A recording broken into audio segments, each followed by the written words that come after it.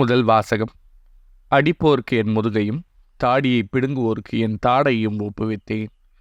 இறைவாக்கினர் எசாயா நூலிலிருந்து வாசகம். அதிகாரம் 50, இறைவசனங்கள் 5 முதல் 9 முடிய.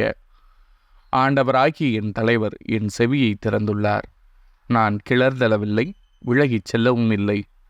அடிப்போர்க்கு என் முதுகையும் தாடியை பிடுங்குவோர்க்கு என் தாடையும் ஒப்புவித்தேன். நிந்தனை செய்வோர்க்கும் காரை உமிழ்வோர்க்கும் என் முகத்தை மறைக்கவில்லை. ஆண்டவராகிய என் தலைவர் துணை நிற்கின்றார். நான் அவமானம் அடையேன். என் முகத்தை கற்பாரை ஆக்கிக் கொண்டேன். இழிநிலையை நான் அடைவதில்லை என்று அறிவேன். நான் குற்றமற்றவன் என எனக்கு தீர்ப்பு வழங்குபவர் அருகில் உள்ளார். என்னோடு வழக்காடுபவன் எவன்? நாம் இருவரும் எதிரெதிரே நிற்போம். என் மீது குற்றஞ்சாட்டுபவன் எவன்? அவன் என்னை நெருங்கட்டும். இதோ ஆண்டவராகிய என் தலைவர் எனக்கு துணை நிற்கின்றார். நான் குற்றவாளி என தீர்ப்பிட யாரால் இயலும்? இது ஆண்டவரின் அருள் வாக்கு. இறைவா, உமக்கு நன்றி. பதிலுரை பாடல். உயிர் வாழ்வோர் நாட்டில் நான் ஆண்டவர் திருமுன் வாழ்ந்திடுவேன். ஆண்டவர் மீது அன்பு கூறுகிறேன், ஏனெனில் எனக்கு இறங்குமாறு நான் எழுப்பிய குரலை அவர் கேட்டருளினார். அவரை நான் மன்றாடிய நாளில் எனக்கு அவர் செவி சாய்த்தார். உயிர் வாழ்வோர் நாட்டில் நான் ஆண்டவர் திருமுன் வாழ்ந்திடுவேன். சாவின் கயிறுகள் என்னை பிணித்து கொண்டன. பாதாளத்தின் துன்பங்கள் என்னை பற்றி கொண்டன. துன்பமும் துயரமும் என்னை ஆட்கொண்டன. நான் ஆண்டவரது பெயரை தொழுதேன். ஆண்டவரே, என் உயிரை காத்தருளும் என்று கெஞ்சினேன். உயிர் வாழ்வோர் நாட்டில் நான் ஆண்டவர் திருமுன் வாழ்ந்திடுவேன். ஆண்டவர் அருளும் நீதியும் கொண்டவர். நம் கடவுள் இரக்கமுள்ளவர். எளிய மனத்தோரை ஆண்டவர் பாதுகாக்கின்றார்.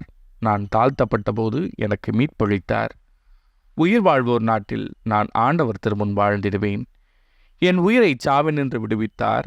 என் கண் கலங்காதபடியும் என் கால் இடராதபடியும் செய்தார். உயிர் வாழ்வோர் நாட்டில் நான் ஆண்டவர் திருமுன் வாழ்ந்திடுவேன். உயிர் வாழ்வோர் நாட்டில் நான் ஆண்டவர் திருமுன் வாழ்ந்திடுவேன். இரண்டாம் வாசகம். நம்பிக்கை செயல் வடிவம் பெறாவிட்டால் தன்னிலே உயிரற்றதாயிருக்கும். திருத்தூதர் யாக்கோபு எழுதிய திருமுகத்திலிருந்து வாசகம். அதிகாரம் 2, இறைவசனங்கள் 14 முதல் 18 முடிய. என் சகோதரர் சகோதரிகளே, தம்மிடம் நம்பிக்கை உண்டு எனச் சொல்லும் ஒருவர் அதை செயல்களிலே காட்டாவிட்டால் அதனால் பயன் என்ன? அந்த நம்பிக்கை அவரை மீட்க முடியுமா?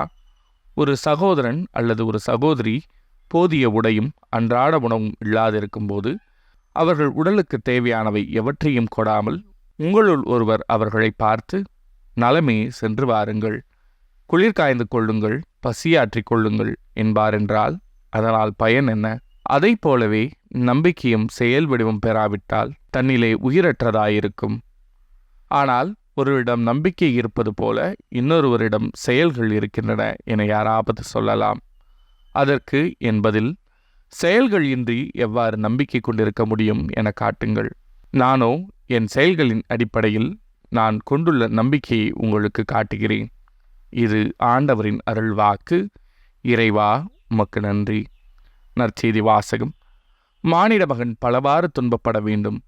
மார்க்கு எழுதிய தூய நற்செய்தியிலிருந்து வாசகம். அதிகாரம் 8, இறைவசனங்கள் 27 முதல் 35 முடிய.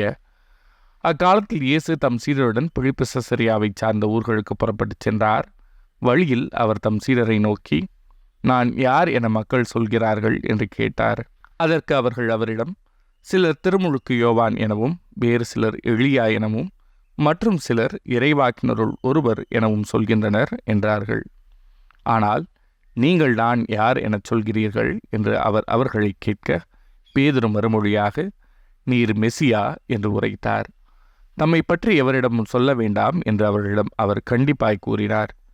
மானிட மகன் பலவாறு துன்பப்படவும் மூப்பர்கள், தலைமை குருக்கள், மறைநூல் அறிஞர்கள் ஆகியோரால் உதறி தள்ளப்பட்டு கொலை செய்யப்படவும் 3 நாட்களுக்கு பின் உயிர் தள்ளவும் வேண்டும் என்று இயேசு அவர்களுக்கு கற்பிக்கத் தொடங்கினார். இதையெல்லாம் அவர் வெளிப்படையாகவே சொன்னார். பேதுரு அவரை தனியே அழைத்து கடிந்து கொண்டார். ஆனால் இயேசு தம் சீடர்கள் பக்கம் திரும்பி பார்த்து பேதுருவிடம், என் கண்முன் நில்லாதே சாத்தானே, ஏனெனில் நீ கடவுளுக்கு ஏற்றவை பற்றி எண்ணாமல் மனிதருக்கு ஏற்றவை பற்றியே எண்ணுகிறாய் என்று கடிந்து கொண்டார்.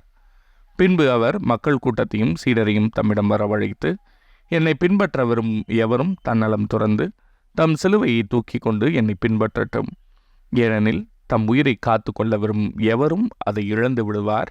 என் பொருட்டும் நற்செய்தியின் பொருட்டும் தம் உயிரை இழக்கும் எவரும் அதை காத்து கொள்வார் என்றார்.